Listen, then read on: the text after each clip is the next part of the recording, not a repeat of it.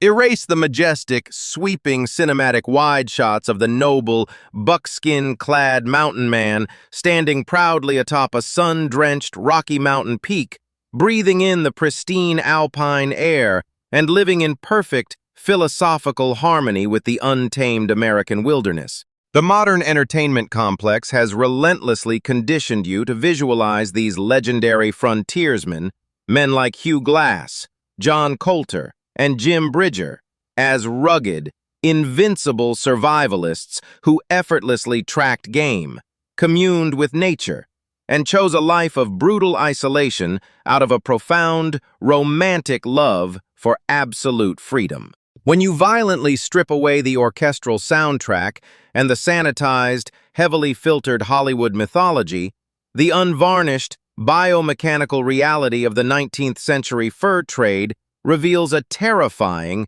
completely unregulated corporate meat grinder of absolute biological exhaustion, catastrophic caloric deficits, and horrifying death by exposure.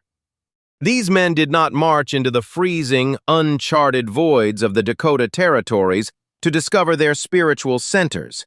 They were highly expendable, desperate corporate contractors operating at the absolute bottom of a ruthless, global financial pyramid entirely controlled by massive Eastern fur syndicates.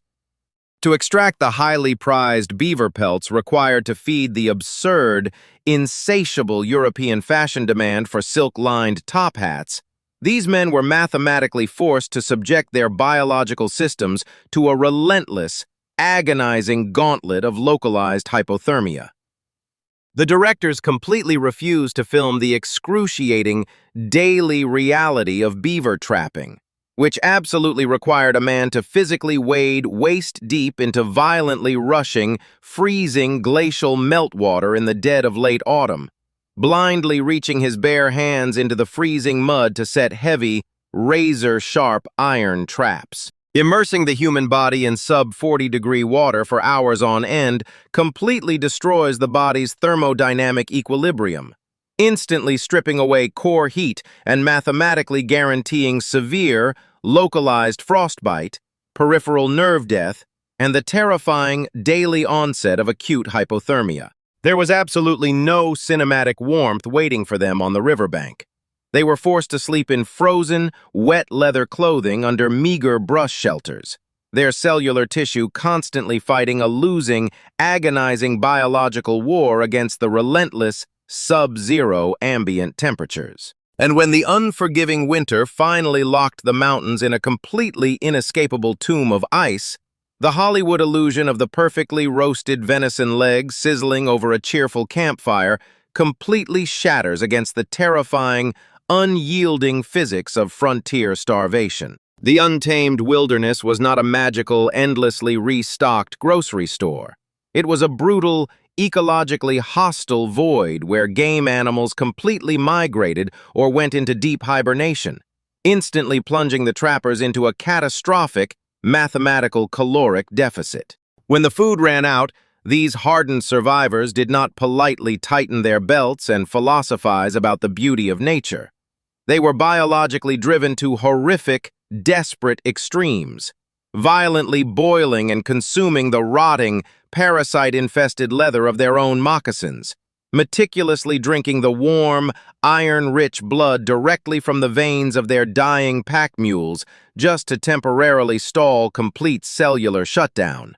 And, in the darkest, most undocumented canyons of the frontier, actively resorting to the absolute, unspeakable biological horror of cannibalizing their own frozen partners just to see another sunrise. But the ultimate, most visually intoxicating lie sold by the silver screen is the heroic, hand-to-hand cinematic duel between the mountain man and the apex predator of the Rockies, the legendary grizzly bear. Hollywood demands that you accept the physical absurdity of a rugged hero successfully fighting off an 800-pound, heavily muscled predator with nothing but a short Bowie knife and a determined, gritty stare. The unvarnished, kinetic reality of a genuine grizzly attack is not a fight. It is a rapid, apocalyptic, and completely asymmetrical biological dismantling.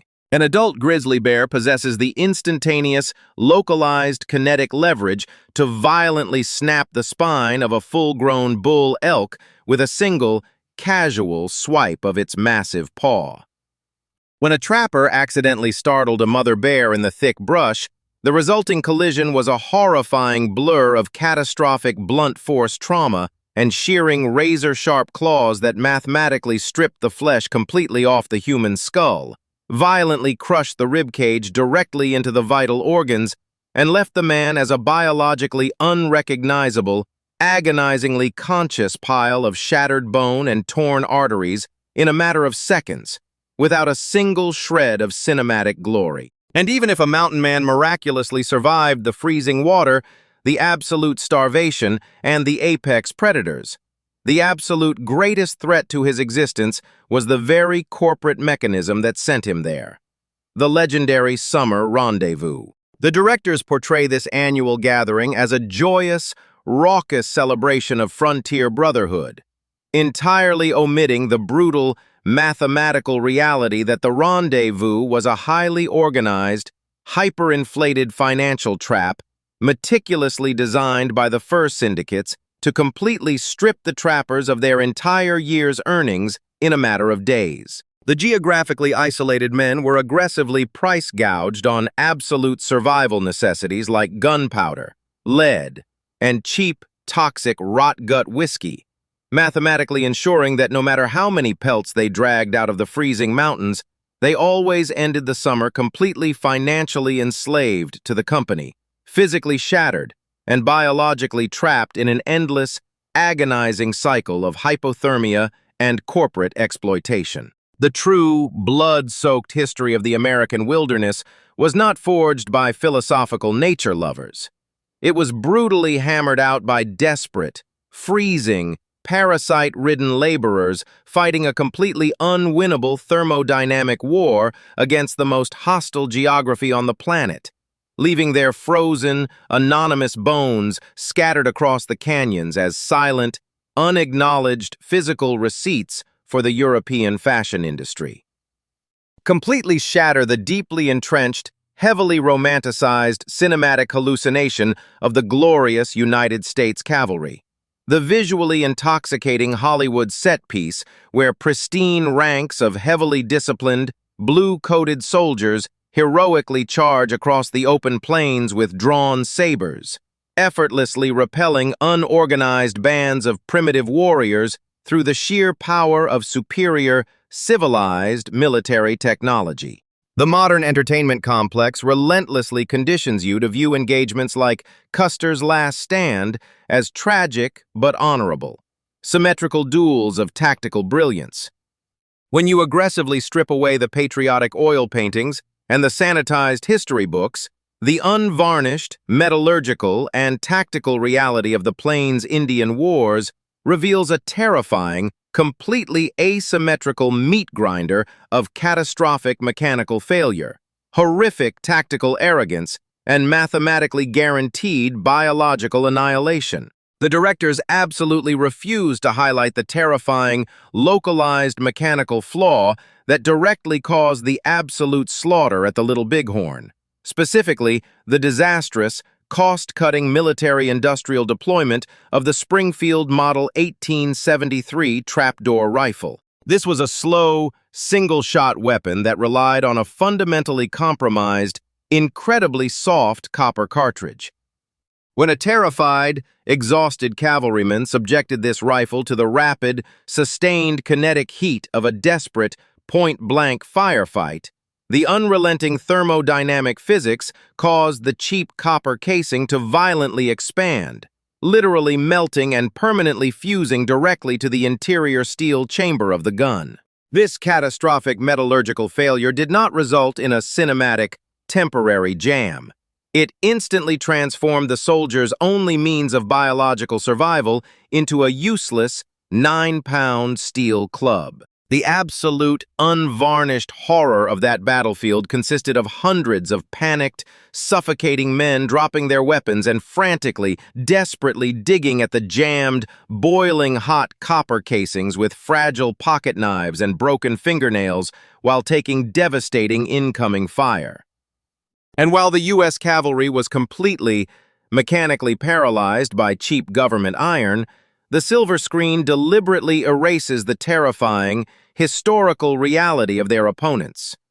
The Native American coalition was not a primitive, spear-throwing mob. They were a highly mobile, incredibly lethal, and heavily funded light infantry force, absolutely bristling with state-of-the-art, high-capacity Henry and Winchester repeating rifles aggressively purchased from independent frontier traders. This created a terrifying, mathematically impossible asymmetry of kinetic firepower.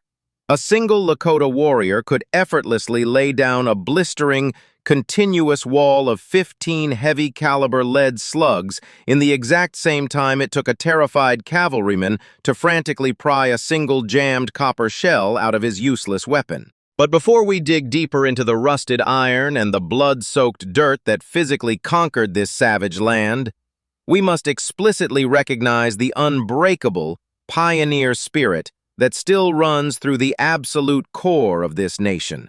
The raw, patriotic bloodline of the men and women who carved an entire civilization out of an unforgiving wilderness with nothing but raw grit, a heavy axe, and a piece of cold steel. We are actively mapping out the modern descendants of that incredible, undeniable frontier strength today.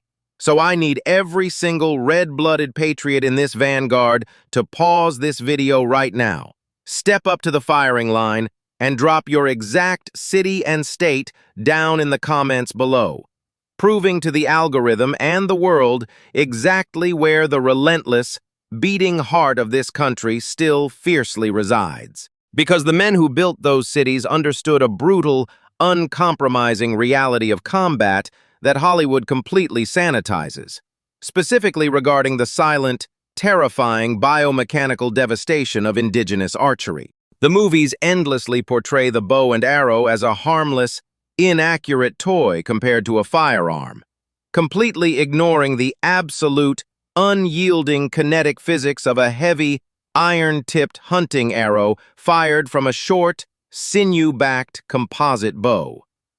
These were not delicate wooden sticks. They were heavy, localized kinetic missiles that flew with absolute, silent aerodynamic efficiency. When an organized volley of hundreds of these heavy shafts rained down on a chaotic, smoke-filled battlefield, they did not make a polite cinematic whoosh. They struck with the absolute, mathematically guaranteed mechanical leverage to violently punch completely through heavy wool uniforms, aggressively shatter the human ribcage, and instantly, gruesomely pin a grown man directly to the prairie dirt without a single sound. The cavalryman engaging in this nightmare was not fighting a glorious, honorable duel. He was completely blinded by the suffocating, highly corrosive white sulfur smoke of his own black powder, desperately trying to fix a catastrophically flawed weapon, while a completely invisible, highly mobile enemy subjected him to a relentless, hybrid crossfire of repeating rifle slugs and silent, bone-crushing kinetic shrapnel. The true history of the frontier military was not a sequence of heroic bugle calls and majestic saber charges. In fact, the cavalry deliberately left their iconic, noisy sabers completely behind in wooden crates before the battle to avoid the localized acoustic clatter. It was a brutal, terrifying, and mathematically doomed gauntlet of absolute mechanical paranoia, where the men sent to secure the Badlands were violently, biologically erased by superior indigenous tactics, catastrophic government cost-cutting, and the horrific, unyielding laws of thermodynamics in the dark. Violently shatter the deeply comforting, highly sanitized cinematic illusion of the frontier gunshot wound. The heavily edited Hollywood sequence where the rugged hero takes a bullet to the shoulder, stoically downs a single shot of rot-gut whiskey, bites down on a clean leather strap, and watches calmly as a kindly town doctor expertly extracts a pristine piece of lead with a pair of silver tweezers, allowing the hero to miraculously mount his horse and ride back into battle the very next morning. The modern entertainment complex absolutely refuses to film the unvarnished, microbiological nightmare of 19th-century ballistics and frontier surgery. When you aggressively strip away the heroic music and the fake blood, the biomechanical reality of absorbing a .45 caliber black powder round was a horrifying, mathematically guaranteed biological apocalypse. The heavy, unjacketed, slow-moving lead projectiles of the era did not make clean surgical punctures. Upon impacting the human body, the soft lead violently expanded, pancaked, and aggressively transferred 100% of its kinetic energy to instantly pulverize bone into hundreds of jagged, localized secondary projectiles. Furthermore, this massive kinetic deformation acted as a biological vacuum, aggressively dragging filthy, sweat-soaked wool, rotting prairie dust, and microscopic animal feces from the cowboy's unwashed clothing directly deep into the open abdominal cavity or shattered muscle tissue. And the desperate men tasked with repairing this catastrophic trauma were not the sterile, highly educated professionals depicted on the silver screen. Frontier medicine was a brutal, unregulated butchery, completely devoid of modern germ theory. When a wounded man was violently thrown onto a filthy, blood-stained wooden saloon table, the doctor did not scrub his hands. He immediately plunged his bare, unwashed fingers, heavily contaminated with the bacteria of previous patients, rotting teeth, and his own horses, directly into the gaping wound channel. He would blindly and agonizingly dig through the torn, screaming muscle fibers in a desperate, primitive attempt to physically locate the deformed lead. The cinematic myth of whiskey acting as an effective frontier anesthesia is a mathematically lethal lie. High-proof alcohol acts as a severe biological vasodilator, aggressively thinning the victim's blood, opening the capillaries, and exponentially accelerating massive, catastrophic hemorrhaging, mathematically ensuring the patient violently bled out faster on the table. If a heavy lead slug successfully shattered the femur or the humerus, there was absolutely no cinematic rehabilitation or bone setting. The unyielding mathematical protocol of the era mandated immediate, unceremonious amputation to stop the rapid spread of infection. The frontier surgeon would produce a heavy, rusted iron bone saw, frequently caked in the dried biological matter of previous amputees, and begin violently hacking through the living, fully innervated bone and massive nerve clusters without a single drop of true chemical anesthesia. The agonizing, localized neurological trauma of this barbaric procedure frequently caused the victim's central nervous system to completely and violently crash, dropping them into fatal, irreversible physiological shock and mathematically killing them from pure, unadulterated pain before the limb was even fully severed from the body. For the unfortunate souls who possess the terrifying biological fortitude to mathematically survive the kinetic trauma of the bullet and the unsterilized butchery of the surgical table, they were merely trading a fast, kinetic death for a horrifying, slow-motion microbiological decay. Without a single unit of modern antibiotics, the massive localized bacterial infection trapped inside their sutured bodies immediately triggered a relentless biological war they could not possibly win. Within days, the wound channel would turn a horrifying gangrenous black, aggressively necrotizing the surrounding cellular tissue and filling the claustrophobic medical tent with the suffocating, inescapable stench of rotting human flesh. The victim would slowly descend into a terrifying, boiling fever of violent septic delirium, dying in an agonizing, completely unacknowledged madness. The hardened killers of the frontier understood this brutal, unforgiving arithmetic implicitly. Pulling a trigger was not a clean, cinematic execution or a polite warning. It was the deliberate initiation of a horrifying, localized medical nightmare where a single piece of cheap, slow-moving lead mathematically guaranteed an unstoppable, agonizing physiological collapse that no doctor in the Badlands could ever hope to reverse.